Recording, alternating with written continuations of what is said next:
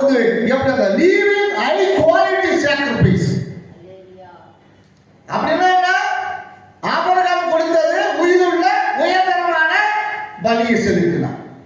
அப்ப ஆபிரகாம் அப்படி உயிருள்ள உயர்தரமான பலியை செலுத்தினாலே கர்த்தர் அவனுக்கு மீண்டுமாய் அந்த உயிருள்ள பலியை அவன் செலுத்தும் போது அவனுக்கு திரும்ப அவனுக்கு அந்த உயிரோடு அந்த பிள்ளையை கர்த்தர் கொடுத்தார்.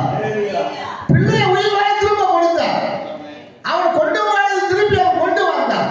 அப்ப தேவன் இங்க இருந்து நீங்கள் வரும்பொழுது தாகமுள்ளவர்களாய் அந்த ஏக்கத்தோடு தாகத்தோடு வாஞ்சியோடு கவனமுள்ளவர்களாய் நீங்கள் கடந்து வரும் பொழுது கர்த்தர் மீண்டுமா உங்களுக்கு கொடுக்க வல்லவராக.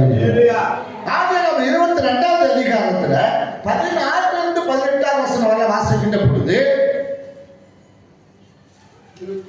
ஆதியாகமம் 22வது அதிகாரம் 14 18 வசனம் வரையில, நீ உன் புத்திரன் என்றும் உன் ஏக சுதன் என்றும் பாராமல் அவனை ஒப்பு கொடுத்து இந்த காரியத்தை செய்தபடியால் நான் உன்னை ஆசீர்வதிக்கவே ஆசீர்வதித்து உன் சந்ததியை வானத்து நட்சத்திரங்களைப் போலவும் கடற்கரை மணலைப் போலவும் பெருக பண்ணுவேன் என்றும் உன் சந்ததியார் தங்கள் சத்துருக்களின் வாசல்களை சுதந்திரித்துக் கொள்ளுவார்கள் என்றும் நீ என் சொல்லுக்கு கீழ்ப்படிந்தபடியினால் உன் சந்ததிக்குள் பூமியில் உள்ள சகல ஜாதிகளும் ஆசீர்வதிக்கப்படும் என்றும் என் பேரில் ஆணையிட்டேன் என்று கர்த்தர் சொல்லுகிறார்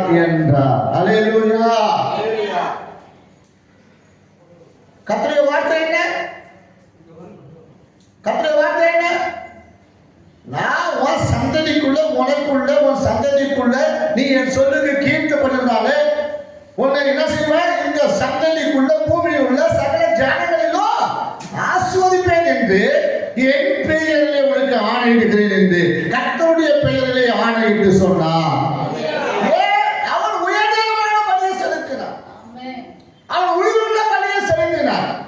ஒரு ஜீவ பலியை தன் புத்திரனையே அவருக்கு என்ன செஞ்ச பலியாய் கொண்டு போனார்.